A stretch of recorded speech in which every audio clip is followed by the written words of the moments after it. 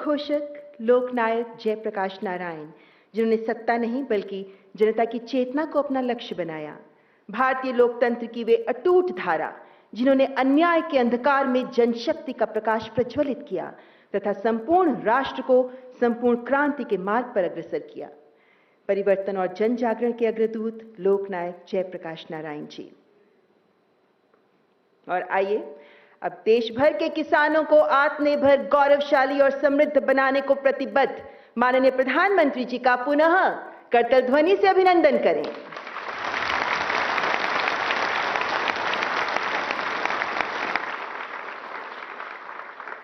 साथ ही मंच पर विराजमान विशिष्ट महानुभावों का भी हम सम्मानपूर्वक स्वागत करते हैं।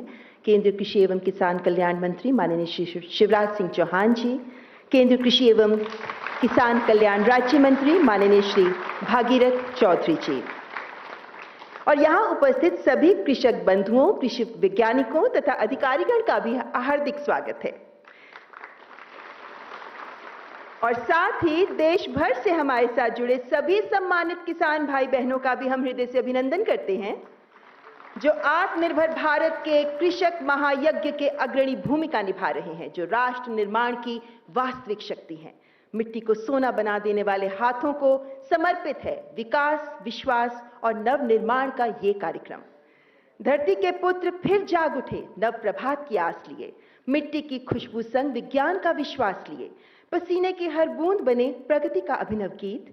किसान खड़ा है आज रचने नवयुग की रीत।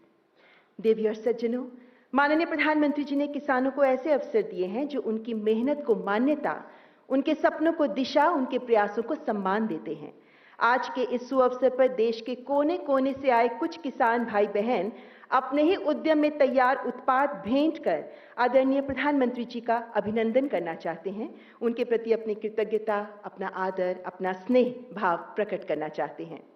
मंच पर पधार रही हैं आंध्र प्रदेश से श्रीमती सूरम श्रीदेवी, जो स्वयं प्राकृतिक खेती से जुड़ी एक महिला किसान हैं। आप आंध्र प्रदेश की पारंपरिक खिलौना कला से तैयार बैलगाड़ी भेंट कर रही हैं, क्योंकि प्राकृतिक खेती और पशुधन करीब से जुड़ा है। अनाज से भरी बैलगाड़ी इससे अर्जित समृद्धि का ही सूचक है। नागालैंड से श्री मेनपोंग भेंट कर रहे हैं लकड़ी का बना हॉर्नबिल। नागालैंड और पूर्वोत्तर भारत में ये पक्षी सांस्कृतिक प्रतीक माना जाता है और श्री मेनपोंग कृषि धनधान्य जिले से ही आते हैं, जिसका नाम है मॉन। मिसेस साके गंगम्मा मंच पर पधार रही हैं, जो प्राकृतिक खेती करती हैं, यानी श्री अन्न मिलेट से बनी एक पेंटिंग अब माननीय प्रधानमंत्री जी को भेंट कर रही हैं। आप भी आंध्र प्रदेश के धनधान्य जिले श्री सत्यसाई से आती हैं। इस पेंटिंग में भी किसान ही की छवि अंकित है। राजस्थान के वरिष्ठ किसान श्री परशुराम नागर जी, जो चना और लहसुन उगाते हैं, एफपीओ से जुड़े हैं, अपने संगठन के द्वारा तैयार उत्पाद चना, लहसुन पापड़, आंवला कैंडी, मुरब्बा आदि भेंट कर माननीय प्रधानमंत्री जी का अभिनंदन कर रहे हैं। और उत्तर प्रदेश के सहारनपुर से श्रीमती उषा उपाध्याय, जो मधुमक्खी पालन का व्यवसाय करती हैं, आप अपने उद्यम में तैयार मधुमक्खी का पराग, शहद से बने कुकीज, प्योर बी वैक्स से बने कैंडल्स माननीय प्रधानमंत्री जी को आदरपूर्वक भेंट कर रही हैं। भेंट के माध्यम से आपकी हृदय स्पर्शी अभिव्यक्ति के लिए सभी किसान भाई बहनों का बहुत बहुत धन्यवाद। देवी और सज्जनों, केंद्रीय मत्स्य पालन, पशुपालन और डेयरी मंत्री माननीय श्री राजीव रंजन जी वीडियो कॉन्फ्रेंसिंग के माध्यम से आज हमारे साथ जुड़े हुए हैं। मैं माननीय मंत्री जी से सादर अनुरोध करती हूं कि कृपया इस अवसर पर अपने उद्गार प्रस्तुत करें। आदरणीय प्रधानमंत्री माननीय कृषि कल्याण मंत्री शिवराज जी, वीडियो कॉन्फ्रेंसिंग से जुड़े सभी सम्मानित मुख्यमंत्रीगण, सभी केंद्र सरकार के मंत्रीगण और भाइयों बहनों, आज आदरणीय प्रधानमंत्री जी के कर कमलों से कृषि प्रधान जिलों में पीएम किसान धन धान योजना का शुभारंभ किया जा रहा है। यह योजना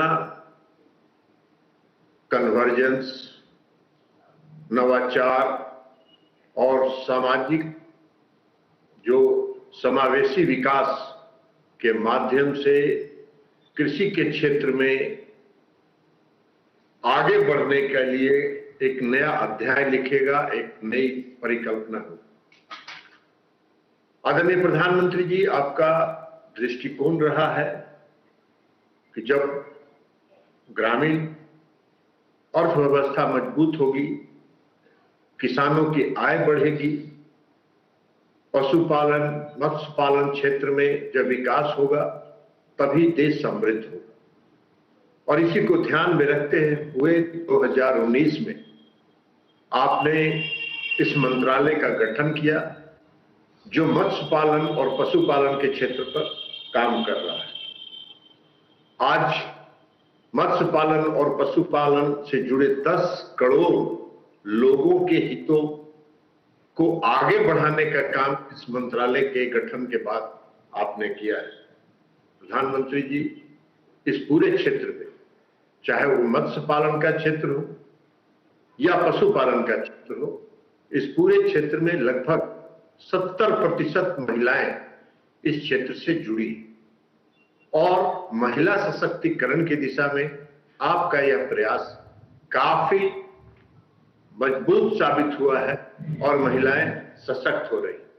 आपने मत्स्य पालन के क्षेत्र में जो प्रधानमंत्री मत्स्य संपदा योजना, फिश इंफ्रास्ट्रक्चर डेवलपमेंट फंड और इन योजनाओं को जो प्रारंभ किया, उसके कारण आज 110 वर्षों में आपके प्रयास के कारण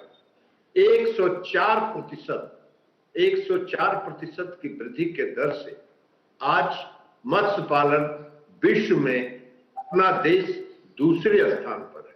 ये आदरणीय प्रधानमंत्री जी,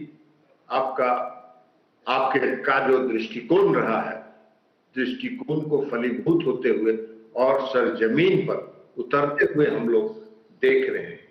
आज की जो 16 योजनाओं का जो मत्स्य पालन और पशुपालन के जिन 16 योजनाओं का आपके कर कमलों से शिलान्यास और उद्घाटन हो रहा है, इन योजनाओं के कार्यान्वयन से, इन योजनाओं के सरजमीन पर उतरने से जो आधारभूत संरचना मत्स्य पालन के क्षेत्र में जो आधारभूत संरचना है उसका काफी आगे बढ़ेगा, रोजगार सृजन होगा और हमारा जो निर्यात है वो निर्यात में हमारी वृद्धि होगी।